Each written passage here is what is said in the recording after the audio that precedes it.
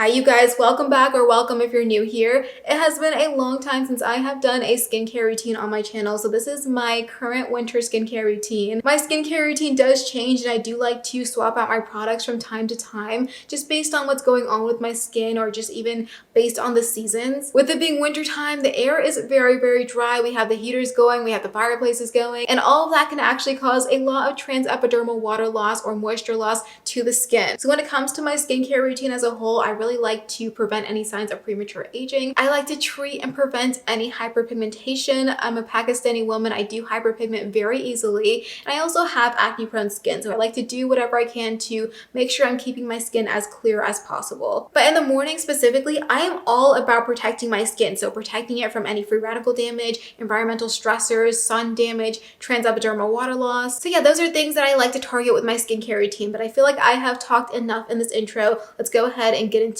my morning skincare routine. So I actually like to start my mornings off with some sort of facial massage because gravity is of course pulling everything down, and I want to do whatever I can to keep my skin nice and tight. There are a lot of benefits to facial massage. It can help to get that blood circulation going. It can help to get that lymphatic drainage going. It helps to depuff the face. So typically in the mornings, I will alternate between using either my at-home microcurrent device, my new face, which I have shown on my channel before, or I will do a facial massage using a gua sha stone. This one is from Wilding and it's actually one of my favorite gua sha stones that I've ever used. I like to do my gua sha massage with an oil. So this is the Naturium Plant Squalane Face Oil. I only use a few drops of this. It goes a long way. And when I do this, I like to start at the back of my neck. I move to the front of my neck, to my jaw, to my cheekbones, to my forehead. And it just really helps to get that lymphatic drainage going. It helps to depuff my face in the morning. I really notice the difference when I stop massaging my face for a while. But you know, I don't always have time for facial massage in the mornings, but I will aim to do it at least 4 times a week. Some people prefer to use their gua sha stone with their serums or on top of their moisturizer, but I don't want my skincare products ending up on my stone. I want it to stay on my face. And I also am someone that doesn't like applying an oil at the end of my skincare routine. So I actually just prefer to apply an oil at the beginning of my skincare routine, do my little facial massage, and then cleanse that oil off. So when it comes to cleansing in the mornings, a few times a week, I do like to use a salicylic acid cleanser just to keep any oils under control and prevent any breakouts. So this is my favorite salicylic acid cleanser.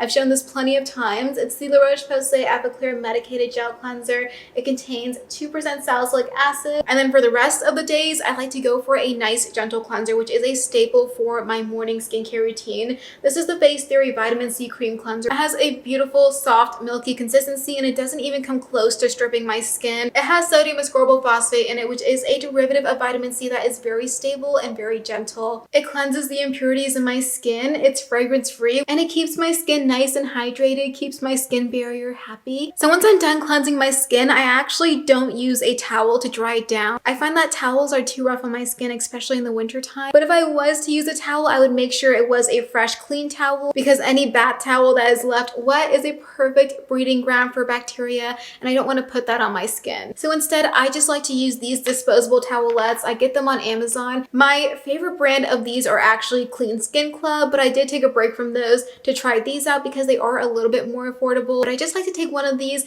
and pat dry my skin. And I also don't like to dry my skin down completely after cleansing it, especially if I am going in with a hydrating product next. Leaving my skin a little bit damp is actually just going to help to increase the absorption power of that next product. So for my first leave-on product, I am going in with the Naturium Alpha-Arbutin Essence 1%. It has beta-glucan in it, which can be really helpful to calm down any inflammation in the skin. Things like transepidermal water loss, which can be very common in the winter time, can actually lead to a lot of inflammation in the skin, and inflammation can cause hyperpigmentation. It can also cause acne, which is why a lot of people are a little bit more acne prone and more hyperpigmentation prone in the winter time. But you guys actually ask me a lot about Alpha-Arbutin, probably because I use it so much. But the reason I love it so much is because it is a very gentle ingredient that can help with hyperpigmentation. And the thing about Alpha-Arbutin is that it's very gentle. All skin types can use it with pretty much no irritation. You can easily layer it into any skincare routine. It doesn't exfoliate the skin, so you actually can use this type of product after exfoliating. And Alpha-Arbutin also goes really well with vitamin C. And the next product that I am using is a vitamin C. This is the vitamin C that I am currently using. It's the Dermatology Vitamin C E plus F Serum. And I prefer to use my vitamin C in the mornings because it helps helps to fight off those free radicals that I am exposed to throughout the day. And free radical damage can come from things like stress, the sun, pollution, smoke, and it can deplete that collagen and elastin in our skin, which we need to keep because it helps to keep our skin nice and plump. And free radical damage can really just lead to seeing those signs of premature aging. I also love vitamin C because it helps with collagen synthesis, and it also can help to improve the appearance of hyperpigmentation. This one specifically also has ferulic acid, which I love. It can really enhance the antioxidant power of your vitamin C, which means that it's going to be even more effective in fighting off those free radicals. Now, I do want to mention that there is a downside when it comes to using ascorbic acid. Ascorbic acid can be very unstable, and every time that you open your bottle with ascorbic acid in it, every time your product is exposed to light and air,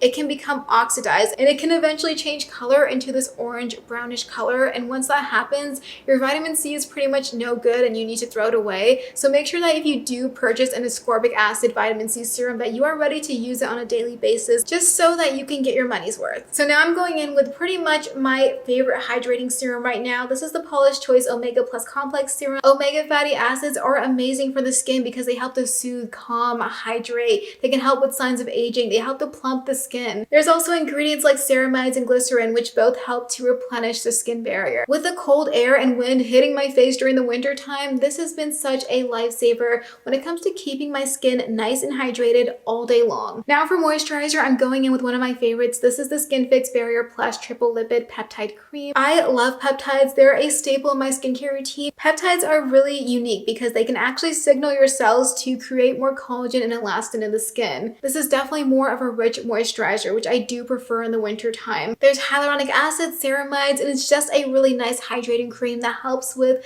moisture and elasticity. We of course can't forget about sunscreen. This is the Pipette Mineral Sunscreen Broad Spectrum SPF 50. It dries down clear, it wears well under makeup, it's not mattifying like some mineral sunscreens can be. There's squalane, which helps with moisturizing. There's glycerin to help with hydration. There's Bissable, which can help with calming and soothing the skin. Whatever sunscreen that you're going for in the mornings, you just want to make sure that it is a broad spectrum sunscreen, which means that it's going to protect you from those UVA rays, those aging rays, and those UVB rays, those burning rays. You also want to make sure that you're using your sunscreen correctly. So one coat of sunscreen all over your face, neck, and chest is not going to last you all day. If you're being exposed to sun, or even if you're sitting next to a window, you really want to reapply your sunscreen every 2 hours. We of course can't forget about the lips. This is just Aquaphor, but it does have broad spectrum SPF 30, and in the daytime I pretty much only wear an SPF lip balm, and lips can be the first to lose moisture, so it's really important to make sure that you are keeping your lips nice and moisturized during the winter time. But that is everything that I have for you guys today. I hope you enjoyed the video, and if you did, don't forget to give it a thumbs up. It really does help my channel grow and I really appreciate it. But I hope you have a great rest of your day, and I will see you in the next one.